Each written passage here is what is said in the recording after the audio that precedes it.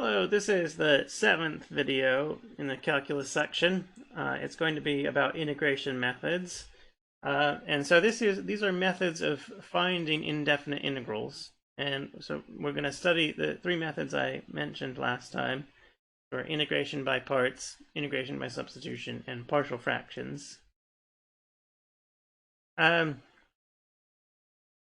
This video is going to be a bit long, I might add up front, but I'll mark the timestamps of where I discuss each of the methods, and so you can feel free to split it up and not watch it all at once. I'm going to go over several examples of each of the techniques, and I anticipate it will go a bit longer than the other videos. So the first technique is called integration by parts, and integration by parts is the integral version of the product rule. And so since integration is the opposite of differentiation, there's a rule for integration that follows from the product rule for differentiation. And so in order to understand what integration by parts is, remember first what the product rule was. And so if you have two functions u and v, the derivative of u times v is u times v prime plus u prime times v. And so if you take an indefinite integral of both sides of this equality, you get the following, that u times v, maybe we should technically add a constant here, u times v plus a constant is the indefinite integral of u times v prime plus u prime times v. And if you subtract one of these terms, you can split this integral up. The integral of u times v prime is plus u prime times v is equal to the integral of u times v prime dx plus the integral of u prime times v dx. You move one of those terms to the other side of the equation. So say subtract the one which is u prime times v over to the other side of the equation. Then what you get is this formula here. And this is the formula for integration by parts. We can think of it as being, we have an integral of a function u times the derivative, and then you can move the derivative over to the other function. So you have the derivative of v on the left side of this equation, and the derivative of u on the right side of the equation. So this formula allows you to calculate some indefinite integrals, and I'll do a few examples. As a first example, we'll do this function x times cosine of x. So you want to calculate the indefinite integral x times cosine of x dx. And so we have the integration by parts formula there. So we have to choose what's going to be u and what's going to be v. We have a product of two functions here, x and cosine of x. And well, when we differentiate x, we get 1. And so that differentiating x will simplify the integrand. And so we want to differentiate x. So we'll set x to be u, which will be the part that's differentiated, and cosine of x will be v prime. So this is the integral of u times v prime, as shown in the left-hand side of this integration by parts formula. And so we need to figure out then what u prime and v are. So we have u is equal to x. The derivative of u prime is 1. The derivative of x is 1. And we said that v prime was cosine of x, and so v can then be sine of x, since the derivative of sine of x is cosine of x. So when we put all these in and use the integration by parts formula, we have that this indefinite integral is equal to u times v, x sine of x, minus indefinite integral of v times u prime, so sine of x times 1, just sine of x. Right, and so then we just have to do this indefinite integral, and the integral of sine of x, the indefinite integral is negative cosine of x, and so you get x sine of x minus negative cosine of x, and plus a constant when we do this indefinite integral. And so the integral of x times cosine of x is x sine of x plus cosine of x plus a constant. And this is how we can use integration by parts in this example. Okay, I'm going to go on to another example. Actually, using the same integrands, but what I want to point out in this next example is that we can also do definite integrals sort of more directly than finding the antiderivative and then plugging in the limits using integration by parts. And so in this example, we want to find a definite integral of the same function, x cosine x, between 0 and pi. Integrate. We want to find the definite integral 0 to pi x cosine of x dx. And so we've already found the indefinite integral. And so we can write this as this indefinite integral.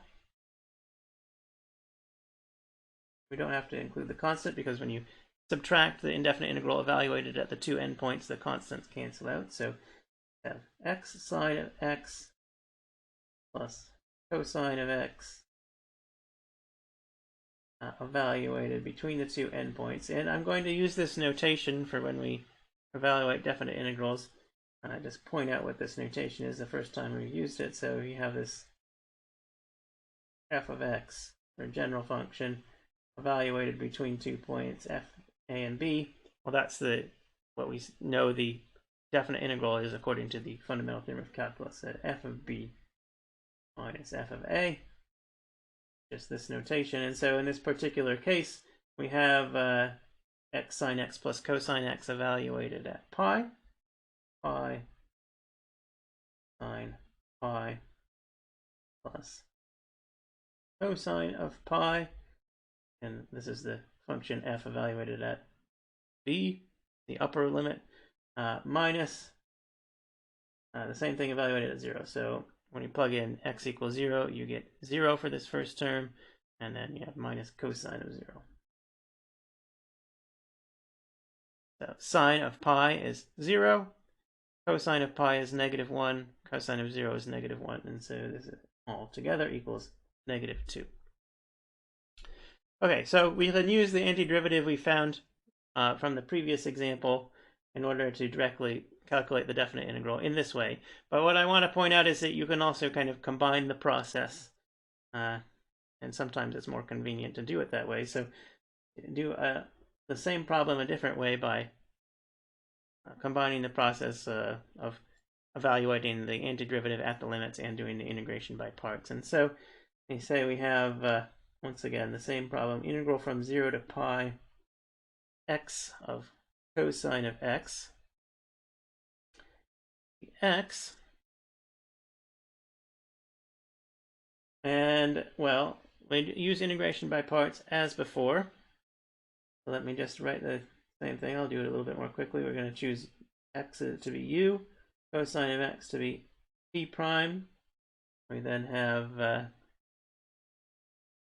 that u is x, u prime is 1, p prime cosine of x, and p sine of x. Okay, and so the integration by parts tells us we have u times v here, so that's x sine of x, and we should evaluate that between the two limits in the definite integral, which are 0 and pi, and then minus integral from 0 to pi of u prime times v, which is sine of x dx. Okay. So the point here is that we can kind of evaluate the limits as we go. And so you evaluate this x sine x at pi and 0. When you evaluate at pi, sine of pi is 0, so you get 0. When you evaluate at 0, x is 0, so you get 0 as well. And then we have the second part with minus And the indefinite integral of sine is negative cosine.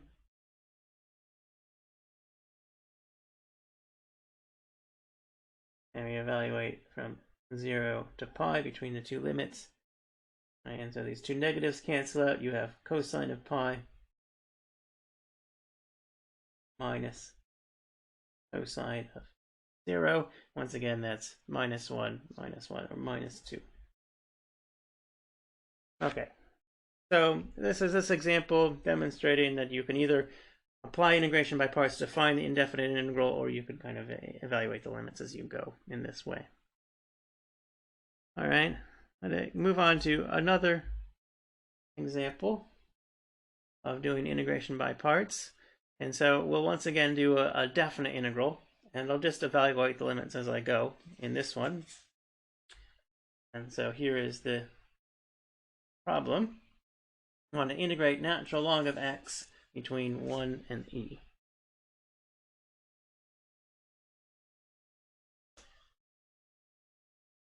A definite integral from 1 to e of natural log of x dx. And so this one is not obviously written as a product of two functions. So it may be a little hard to see how you should apply integration by parts in order to do this one at first. But in fact, we can write this integrand, natural log of x, as 1 times natural log of x, and then it's a product of the function 1 and natural log of x. That's what we'll use. So integral from 1 to e of the function 1 times natural log of x, x. Okay, and so 1 will be the derivative, so 1 is going to be the v prime we use in integration by parts, and natural log of x will be u. All right, and so let's do the same sort of table. We can work out u prime, and v. So u is natural log of x, u prime is the derivative of natural log of x, 1 over x. And then we said v prime equal to 1. And so v can take to be x, because the derivative of x is 1. Okay, so then let's use the integration by parts formula. And so we have first u times v. Let me write the entire integration by parts formula because it's not. So this is just the general formula. And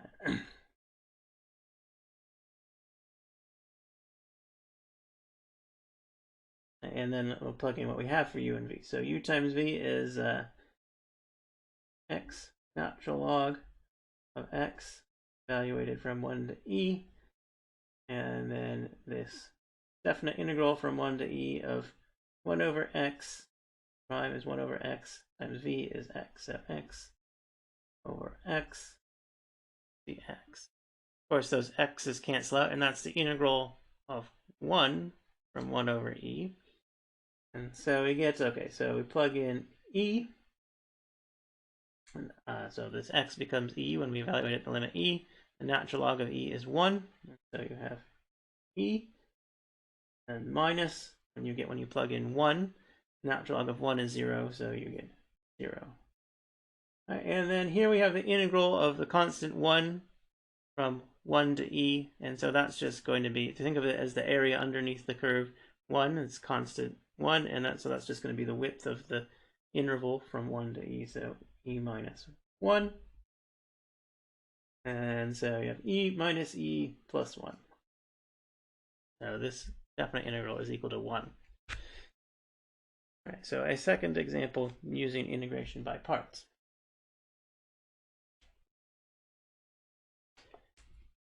So this was integration by parts, the first technique. Now I'm going to discuss the second technique, substitution.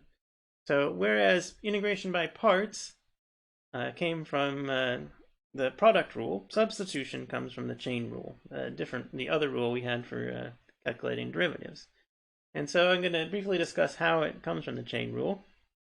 And so let's suppose that we have a indefinite integral of a function of u, the variable u.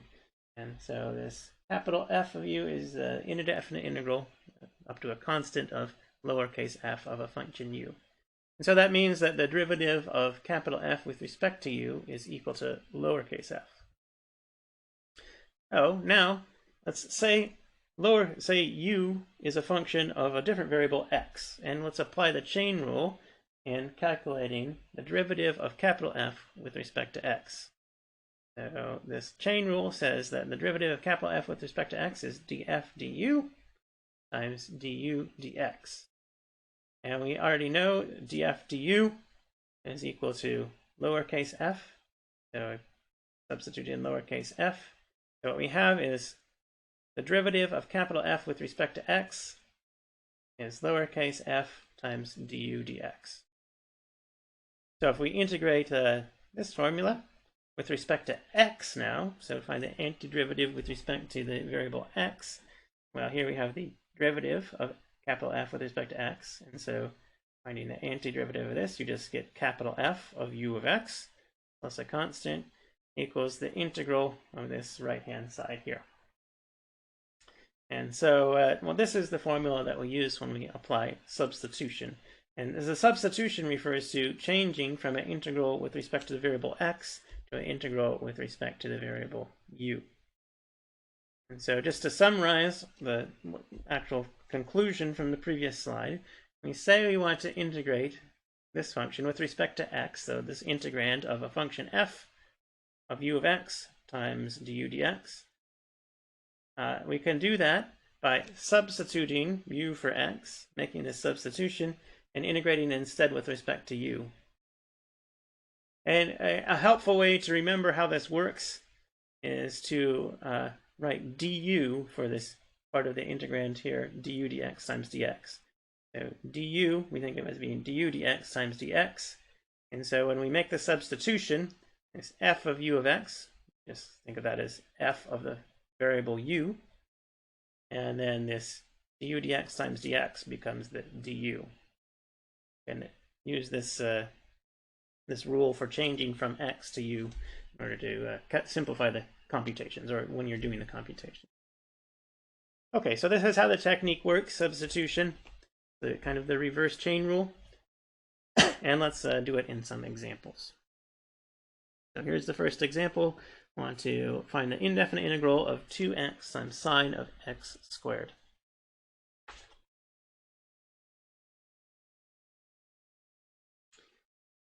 Integrate 2x times sine x squared dx. All right, so let the function f be sine, lowercase f, and u will be x squared. Say u squared, and then remember that du is du dx, and so in this case, the derivative of u with respect to x is 2x, so du is 2x dx, and here we have 2x dx. So maybe we can rearrange this to make it more clear. Sine of x squared, so this part is f of u of x, and in the previous slide, and then times 2x x, and this part is du dx times dx. Referencing back to how it was in the previous slide. So when we make the substitution, we do the integral of f at u, which will be sine of u. Think of just substituting the x squared for u here, sine of u, and then this 2x dx becomes du. Okay, and of course we know what the integral of sine is. With sine of u with respect to u, it is negative cosine of u. I want to add a constant, and then we'll put the integral back in terms of x. So u is x squared. This is negative cosine of x squared plus c. And this is the indefinite integral using substitution. Okay, I'm going to do some more examples. This technique can be a bit confusing when you first see it. And so what you want to look for when you are doing these substitutions, or to check if an integrand will benefit from doing a substitution, is you want to see if there's one part that is the derivative of another part of the integrand. And so here we have another example, and what you can see here is that 3x squared is the derivative of 1 plus x cubed, because the derivative of x cubed is 3x squared. And so this 3x squared dx is going to be the du dx, and u is going to be 1 plus x cubed. So yeah, this is what you want to look for. One part of the integrand, which is the derivative of another part, and then you may be able to apply substitution in order to work out the integral. So let me do this example. So we want to now do the integral of 3x squared 1 plus x cubed dx. And so we're going to do substitution, and as I was explaining, we'll use u equals 1 plus cubed, then du, remember, is du dx times x is going to be the derivative of u with respect to x is 3x squared, so 3x squared dx. Okay, so this, when we do the substitution, we have 1 over u, substitute in 1 plus x cubed for u, and then 3x squared dx is du. Okay, and we know the integral of 1 over u, the indefinite integral, since we know the derivative of natural log of modulus u is 1 over u. So natural log modulus u, derivative 1 over u. So this is the indefinite integral, and we would want to add a constant, and then we plug back in what u was, so 1 plus x cubed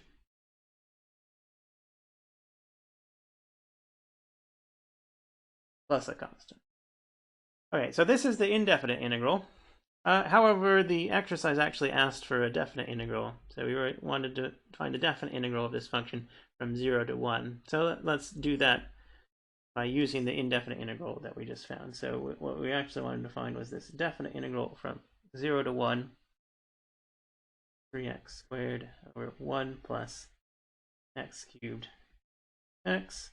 We've just found the indefinite integral, natural log of 1 plus x cubed, so natural log of 1 cubed, and this should be evaluated from x equal 0 to x equal 1.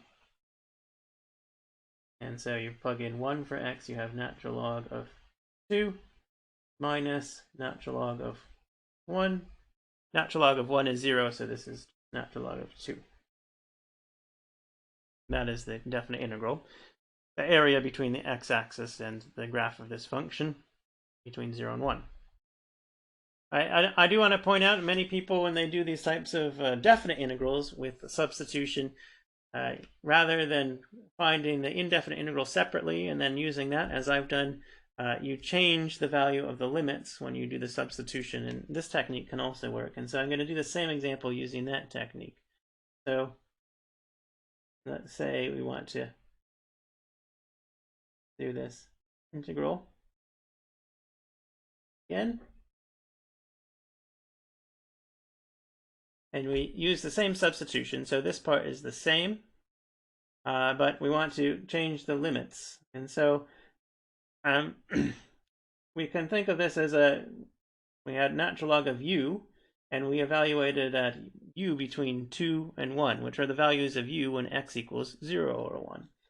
So for example, at x equals 0, which is the lower limit here, u 1 plus 0 cubed is 1. And at the upper limit, when x is equal to 1, u is 1 plus 1 cubed, which is 2. And so you can, in fact, change the limits as well as the integrand when you do the substitution. So we have the integral, 0 becomes 1, 1 becomes 2, and then when we did the substitution, it became 1 over u du. 1 over 1 plus x cubed is the 1 over u, and then the 3x squared dx is the u. Okay, and then this is the natural log of the modulus of u, evaluated between 1, 2, and we just get the same thing as before. Natural log of 2 minus natural log of 1, which is natural log of 2. Oops, sorry. Okay, and so this streamlines the process a little bit rather than finding the indefinite integral. And in some really complicated examples, you might have to do substitution more than once or combine the integration by parts and substitution. And sometimes when you're doing a definite integral, it simplifies things to change the limits as you go rather than having to find the indefinite integral and go back to the beginning again. All right, so do one more example of a substitution. Example of substitution. You find the indefinite integral of the tangent of x. So kind of like with the natural log, this one's a bit different where you may not immediately see that you can do a substitution, but can. So we want to find the indefinite integral of tangent of x dx. And remember, tangent is the sine of x over the cosine of x. So indefinite integral of the sine of x over the cosine of x. And now you can recognize that sine is, well, the derivative of cosine. And so with a substitution we want to do is u equals cosine, so that the derivative of u with respect to x will give us this sine. So I'll do the substitution u equals cosine of x, then du will be the derivative of u with respect to x, which is negative sine of x dx. And so, well, we have sine of x here rather than negative sine of x, so we need to introduce a negative 1 times negative 1 to make it negative sine of x. The integral of negative sine of x or cosine of x, and then negative sine of x times dx is u, and the 1 over cosine of x is 1 over u. So this becomes negative integral of 1 over u du. And, well, the integral of 1 over u, as we already did in another example, is a natural log of the modulus of u plus a constant. And so, negative natural log of the modulus of cosine x, putting back in the value for u, or the function, which is u. Cosine of x plus c. So the integral of tangent is negative natural log of modulus cosine of x plus a constant. Okay, so these are some examples using substitution. The final technique that I was going to cover is partial fractions. And so partial fractions is really a technique for simplifying, or really maybe expanding, rational functions. So a rational function is a function which is a ratio of two polynomials. So we have a polynomial divided by another polynomial. This is what we have here. 2 is just a 0 order polynomial, very simple, and we divide it by another polynomial. And partial fractions is a technique that allows you to expand this into individual terms where you can integrate each term individually. So let's look at how to do it in this example. So we want to integrate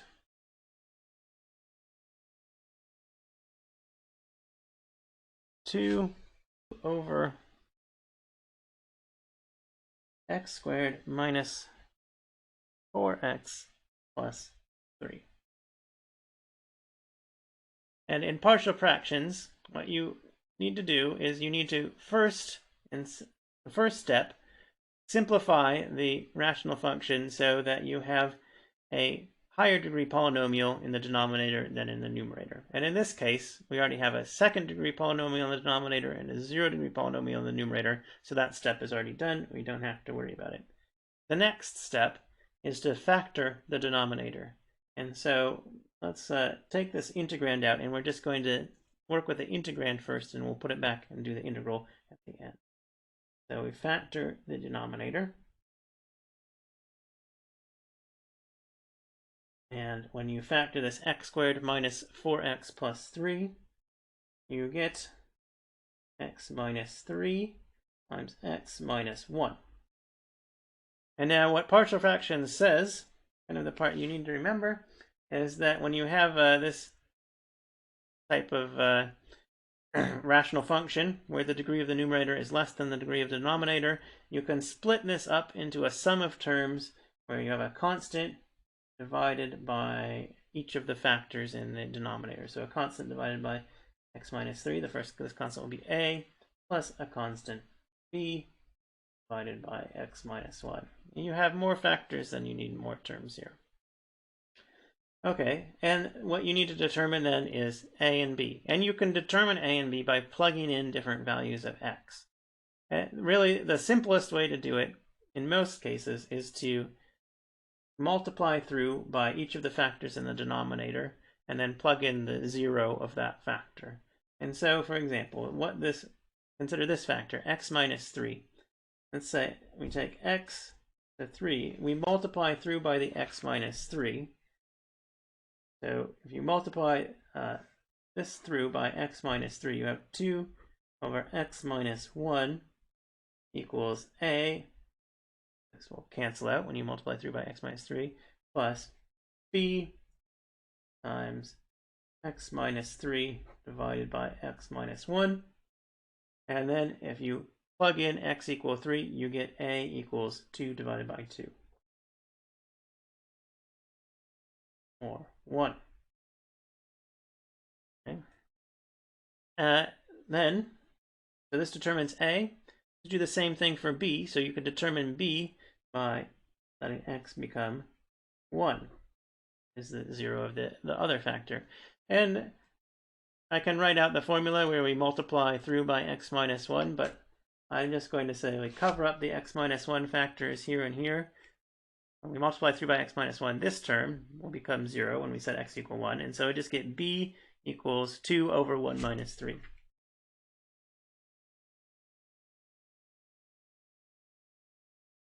That's negative 1. All right, so this is the partial fractions expansion. Now we've determined what a and b are. And so this is the simplification that allows us to do the integral. So let's first just write out the result from partial fractions. We're determined is that 2 over x squared minus 4x plus 3 equal to 1. A was 1 over x minus 3 plus minus 1, b is minus 1, over x minus 1. And so now when we do this integral, and just integrate each of these terms separately, and we can recognize the integrals of those terms as natural logs. So integrating.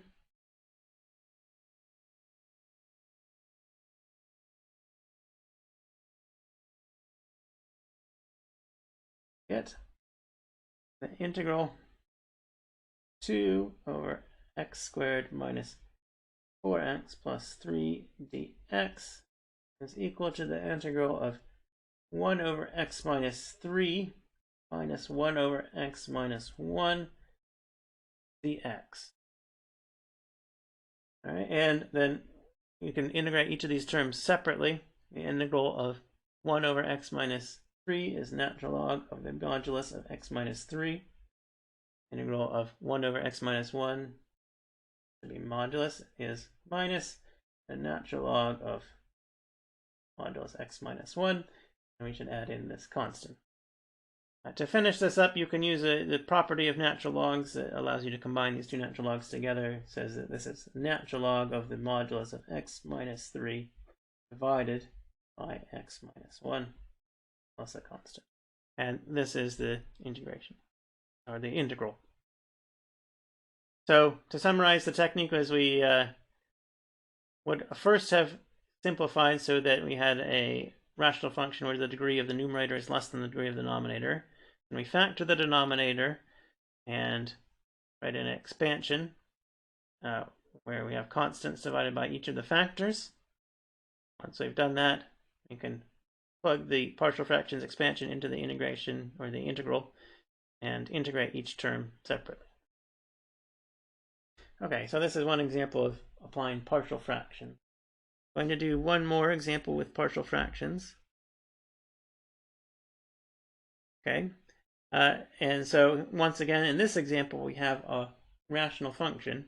Remember, I said several times that the first step in partial fractions is that you have to simplify in order to get the degree of the numerator less than the degree of the denominator. And notice in this case, we have the degree of the numerator is 2, second degree polynomial. The degree of the denominator is also 2, and so you have to do a step of simplification first before you split up the rational function. So, do that.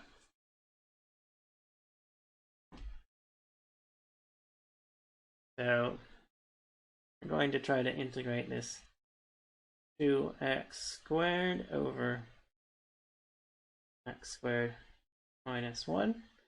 So the general technique to do this initial simplification is to do polynomial long division, but in this case it's fairly simple. You can see you need to cancel out this x squared minus 1. So let's write this as 2 times x squared minus 1. So we've subtracted 1 there, but then we need to add something to make up for the fact we've subtracted 1, and it's 2 times 1. So we need to add 2 in order to make this equal to the numerator. So 2x squared is 2 times x squared minus 1 plus 2.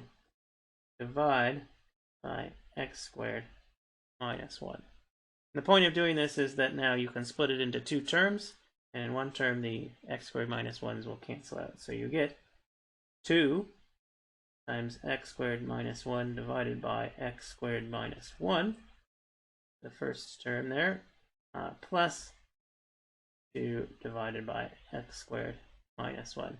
And the x squared minus 1 cancel out here. Get 2 plus 2 over x squared minus 1. And now this term is a rational function where the degree of the numerator is less than the degree of the denominator. And you can move on to the next step of partial fractions with that one. So let's do that. So let's take this term, 2 over x squared minus 1. The next step then is to factor the denominator of this. Take 2 over x plus 1 times x minus 1. And the partial fractions tells us that we will be able to write this as an expansion with a constant divided by x plus 1 plus some other constant b divided by x minus 1. I use the same kind of technique, multiplying through by either of the factors, setting x equal to the 0 corresponding to that factor in order to figure out what a and b are. So first, the factor x plus 1, we get 0 when x is negative 1. If we multiply through by x plus 1 and set x equal to negative 1, this term will become 0, and we'll just get a is equal to 2 divided by negative 1 minus 1.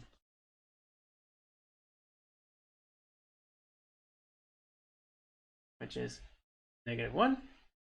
And again, find b by setting x to be the factor, the 0 of the factor corresponding to b, so setting x equal to 1 in this case. And so when we do that, we get that b equals 2 divided by 1 plus 1, or 1. Okay, and so we have that that's 2 divided by x squared minus 1 equals negative 1 divided by x plus 1 divided by x minus 1. So we can use that here. 2 minus 1 over x plus 1, that's this term, plus 1 over x minus 1, this term.